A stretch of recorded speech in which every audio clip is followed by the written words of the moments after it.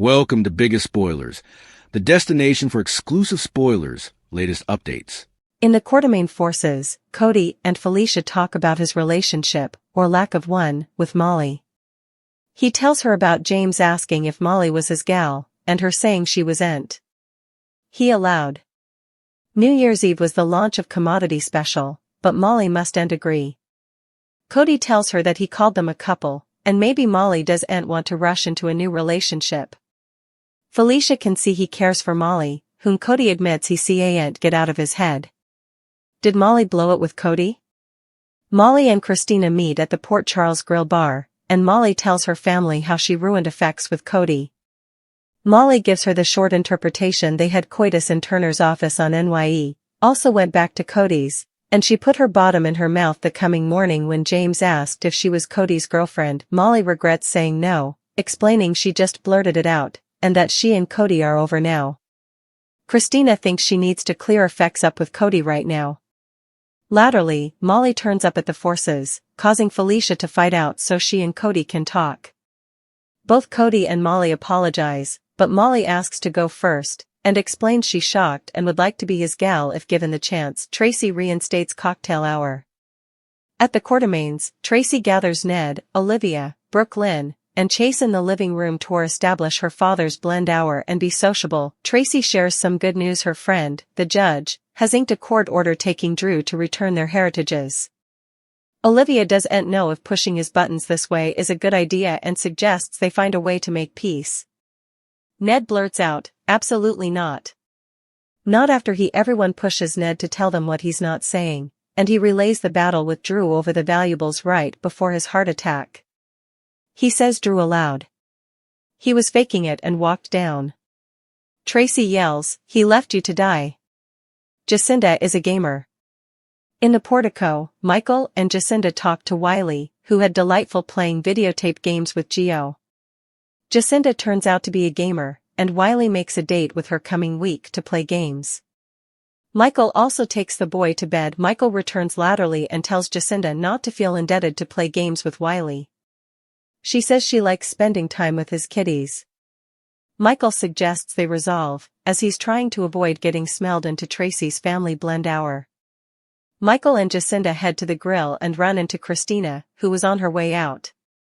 They invite her to join them for a drink and snare a table. Wiley calls, so Michael defenses himself. Jacinda also apologizes to Christina for not leaving, but Christina is sorry for trying to buy her off. She hopes Jacinda stays in city for her family's sake. Michael soon returns, and Christina brings up the trial. She asks if her family is upset that he could be charged with murder if Willow is acquitted. Drew gets bad news. Drew and Willow return home, and Drew reflections about how lowered he's after Carly threw his drink in his face. Drew strips off his shirt, and she insists on washing it when he tries to get freaky, claiming she doesn't want the stain to set in. She's easily avoiding his touch. Nina shows up, and Willow hands Drew a clean shirt to put on. Nina wanted to check in with Willow to see how she's feeling after taking the stage. They're intruded when Martin shows up with a court order for Drew to return the Quartermain heritages. He refuses to budge, and he and Martin leave to defy Tracy. Once he's gone, Nina blurts out, I know way aloud. He'd leave. She apologizes, but Willow feels the same. Nina believes Michael easily shot Drew and tried to frame her innocent son. Willow admits she nearly had a fear attack on the stage, and Nina says she was so proud of her for standing up for herself. Nina asks whether she thinks Drew paid off the judge during the guardianship hail, but Willow says Drew believes Michael did and framed him. Nina pushes Willow to leave Drew, as she doesn't need his help getting guardianship once she's vindicated and Michael is taken down for tried murder. Will Alexis believe Kai and Trina? In Alexis' office, Trina and Kai ask Alexis if they can keep this non-public. Alexis says she wouldn't reveal anything unless they tell her to and asks who they suppose shot Drew. They tell her Willow, and they were there that night.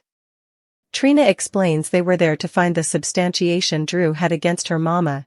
They hid in the bedroom when Drew came home, and that's when they heard the shots. They admit they didn't see Willow but heard her ringtone. They connect all the blotches for Alexis using the substantiation Justine presented against Willow.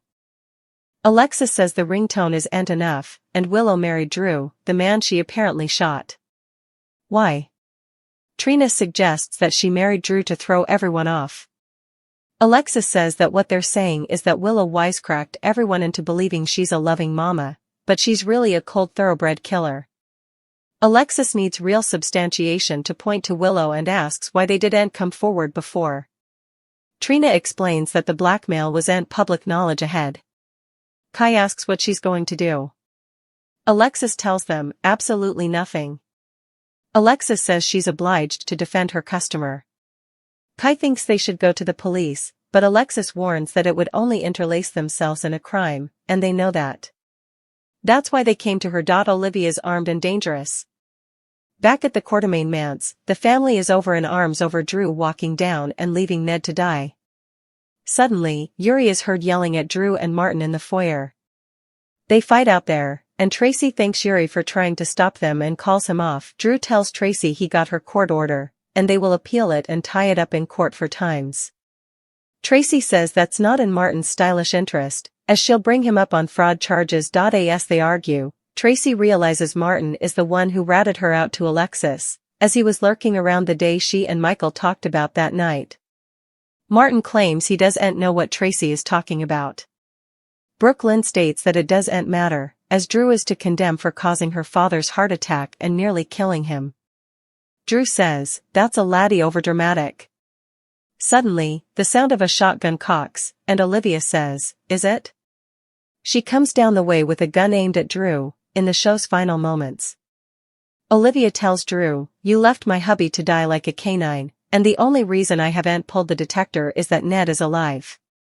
She orders him and Martin to leave, but Drew calls her Baranka and says she wouldn't shoot him in front of her son-in-law, the Bobby. Chase says he's suspended, and Drew's trespassing. Martin flees, and Drew ultimately follows once they're gone. Olivia laughs that the gun wasn't loaded. Tracy says her father's prized shotgun is now Olivia's as she earned it. In the forces, Cody tells Molly, you want to be my gal, and I'd like to be your swain. They kiss, and he carries her upstairs. At Alexis' office, Kai tells Trina they said what they had to say and should leave. They walk out, and Trina can't believe Alexis didn't believe them, so what do they do now?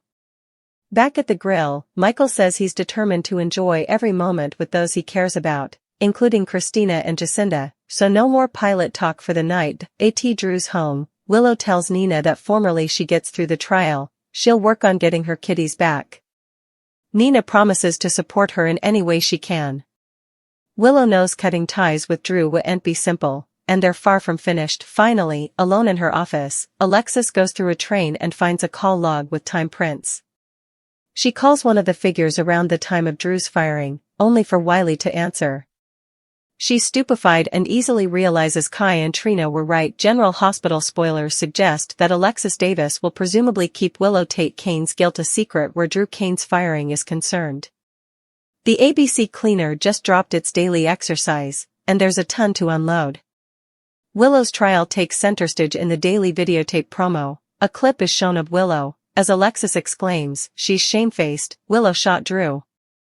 As the promo wraps up, Alexis is seen in front of the jury, glancing back at Willow, who sits behind the table at her trial.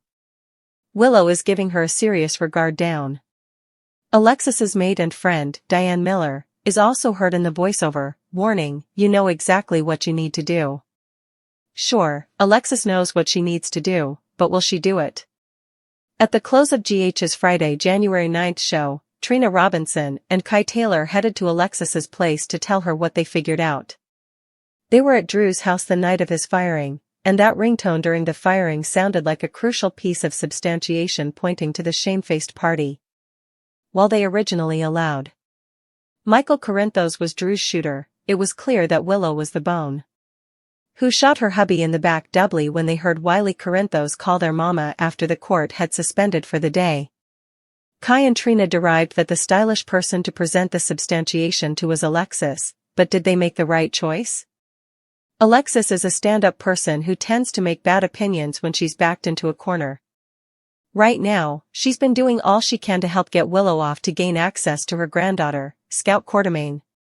It's delicate to prognosticate exactly how the pieces will fall into place, but as Drew has allowed Alexis to see Scout since she agreed to represent Willow, it's not hard to believe that she'll take the information that Kai and Trina give her but not reveal it during the trial.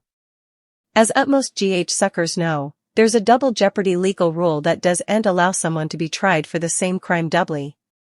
So, there's a good chance that Willow gets vindicated for Drew's firing, and also the verity comes out. Alexis may present the information to Drew about what Willow did. Could he fluff it off and still advise her to get his woman vindicated? Also, there's the option that Alexis tells Willow what she knows, and Drew's woman takes a runner out of her hubby's playbook and blackmails Alexis. Willow knows that Alexis allowed Danny Morgan to see Scout during a Davis girls' vacation gathering, so she may use this against her counsel to ensure she stays on track. Whether she promises to get Danny jugged for breaking a restraining order or potentially vows to change Drew's mind about Scout seeing Danny, Willow may have Alexis right where she wants her. General Hospital spoilers indicate that Willow going to captivity would end this drama formally and for all. Still, Willow being the shooter and getting down with nearly futurity her hubby means that drama will toast up in Port Charles. In Port Charles, some days feel less like ordinary afternoons and more like baptisms, moments where lives are cleansed, intentions are revealed, and emotions are reborn in fire rather than water. This is one of those days. Across stables, courtrooms, mansions, and shadowy offices, truths surface, forgiveness is sought, and threats are delivered with chilling calm. For some, the day marks a new beginning. For others, it signals the start of a war. A quiet reckoning at the Quartermain stables.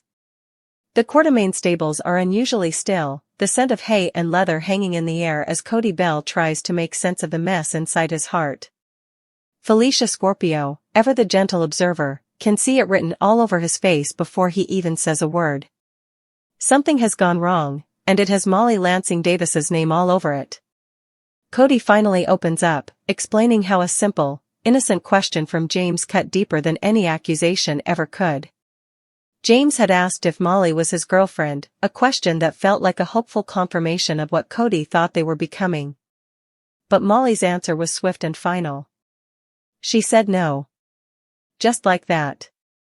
Cody admits he truly believed New Year's Eve marked the beginning of something real. There had been laughter, passion, and a spark that felt undeniable. He even referred to them as a couple, at least in his own mind. But now he's left wondering if Molly ever saw it the same way. Felicia listens closely, offering words meant to steady him rather than push him. She suggests Molly may simply be afraid, cautious about diving headfirst into something new. Cody agrees that could be true, but it doesn't dull the ache. He confesses that no matter how hard he tries, he can't stop thinking about her. Felicia smiles softly. That, she tells him, is how you know it matters. Did Molly sabotage her own happiness? Across town, Molly sits at the Port Charles Grill bar with Christina Corinthos Davis, her regret poured out as freely as the drinks. Molly doesn't sugarcoat what happened. She tells her sister the blunt truth: things moved fast, emotions ran high, and New Year's Eve spiraled into something intense and unforgettable, including a reckless decision to cross boundaries in Turner's office. They went back to Cody's afterward, wrapped in the glow of possibility. But the next morning, reality hit hard. When James asked if she was Cody's girlfriend, Molly panicked. Instead of listening to her heart, she blurted out the first thing that came to mind: no. Now she's convinced she destroyed everything before it even had a chance to breathe. Christina isn't buying the doom and gloom conclusion. She tells Molly that fear doesn't have to be the final word. If Molly truly cares for Cody, then she owes it to both of them to say it, clearly, honestly, and immediately. Inspired and terrified all at once, Molly takes her advice to heart. Later, she shows up at the stables, heart pounding. Felicia quickly senses what's coming and makes herself scarce, giving the two the privacy they desperately need. The air between Molly and Cody is thick with awkwardness and unsaid words. They both apologize, for assumptions, for fear, for letting silence do the talking. Molly insists on speaking first. She admits she panicked, that labels scared her more than they should have, and that she spoke without thinking. Then she takes a breath and says the words that matter most. She wants to be his girlfriend, if he's still willing. Cody doesn't hesitate. Relief washes over his face as he tells her he'd like that very much. The moment feels like a baptism, washing away doubt and fear, as they seal it with a kiss and head upstairs, ready to start again. Tracy Quartermaine revives cocktail hour and old wounds. At the Quartermaine mansion, Tracy Quartermaine decides it's time to restore a family tradition, cocktail hour. She summons Ned, Olivia, Brooke Lynn, and Chase to the living room, insisting that civility and structure must prevail, whether everyone likes it or not. Tracy arrives armed with good news. A judge, a friend of hers, has signed an order demanding that Drew Kane return the Quartermaine family heirlooms he took. Olivia, ever cautious, worries that antagonizing Drew further could backfire. She suggests finding a way toward peace. Ned shuts that idea down immediately. His outburst draws attention, and soon he's forced to explain what he's been holding back. He recounts his confrontation with Drew over the missing valuables, a confrontation that happened just before Ned suffered his heart attack. According to Ned, Drew accused him of faking the medical emergency and walked away, leaving him collapsed and helpless. Tracy's fury erupts. To her, there's no ambiguity. Drew didn't just walk away, he left Ned to die. Games, guilt, and growing tension. In the sunroom, Michael Corinthos watches Wiley laugh and chatter excitedly about playing video games with Gio. Jacinda surprises everyone by revealing she's a gamer too, and Wiley immediately invites her to play again soon. The easy connection warms Michael's heart. Later, Michael gently tells Jacinda she shouldn't feel obligated to spend time with his kids. Jacinda assures him she genuinely enjoys it. When Tracy's revived cocktail hour looms, Michael suggests they escape before family drama swallows them whole. At the grill, they run into Christina, who joins them for a drink. When Wiley calls, Michael steps away, leaving Jacinda and Christina alone. Jacinda apologizes for not leaving town, but Christina surprises her by apologizing instead, for trying to pay her off. She admits she hopes Jacinda stays, if only for Michael's sake. Once Michael returns, Christina steers the conversation toward the trial, bluntly asking if Michael fears being charged with murder should Willow be acquitted. The question hangs heavy. Drew receives a blow he didn't expect. Back at home, Drew vents to Willow about being publicly humiliated after Carly threw a drink in his face. He tries to turn frustration into intimacy, but Willow subtly pulls away, focusing instead on washing his stained shirt. Her avoidance is unmistakable. Nina soon arrives, checking on Willow after her time on the stand. Before they can settle into conversation, Martin appears with the court order demanding Drew return the heirlooms. Drew refuses outright and storms off with Martin to confront Tracy. Once he's gone, Nina blurts out what both women are thinking. She never believed Drew would abandon Willow so easily. Willow admits she feels the same. Nina becomes increasingly convinced Michael was the shooter and framed Willow. Willow confesses how close she came to panic on the stand. Nina praises her strength and then drops a bombshell question. Does Willow think Drew paid off the judge in the custody case?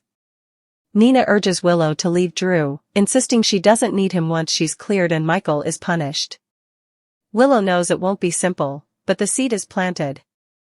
A dangerous truth revealed to Alexis. In Alexis Davis's office, Trina Robinson and Kai Taylor arrive with grim determination. They ask for confidentiality and then drop a stunning accusation: Willow shot Drew. They explain they were at Drew's house that night, hiding while searching for evidence tied to Trina's mother. When gunshots rang out, they didn't see the shooter, but they heard Willow's distinctive ringtone moments later. They connect the dots using evidence previously presented in court. Alexis listens but remains unconvinced. Circumstantial clues aren't enough, she argues. Why would Willow marry the man she shot? Trina suggests it was all a calculated distraction. Alexis grows visibly troubled but ultimately refuses to act. She reminds them she is obligated to defend her client. Going to the police, she warns, would only implicate them as well. They leave shaken, uncertain, and angry. Olivia levels a loaded threat. Back at the mansion, tensions explode when Drew and Martin arrive. Accusations fly, voices rise, and Drew dismisses claims that his actions caused Ned's heart attack as overdramatic. That's when a shotgun cocks. Olivia descends the stairs, weapon trained squarely on Drew. Her voice is steady, deadly calm as she tells him he left her husband to die, and the only reason he's still breathing is because Ned survived. Drew calls her bluff, but Chase reminds him he's trespassing. Martin flees, and Drew follows. Only after they're gone does Olivia reveal the gun wasn't loaded. Tracy declares the shotgun Olivia's rightful prize. The truth clicks into place. Later, Alexis sits alone, reviewing files. A call log catches her eye. One number, one timestamp, she dials. Wiley answers. The realization hits her like ice water. Kai and Trina were right. Alexis now knows the truth, and the real battle is deciding what to do with it. What comes next?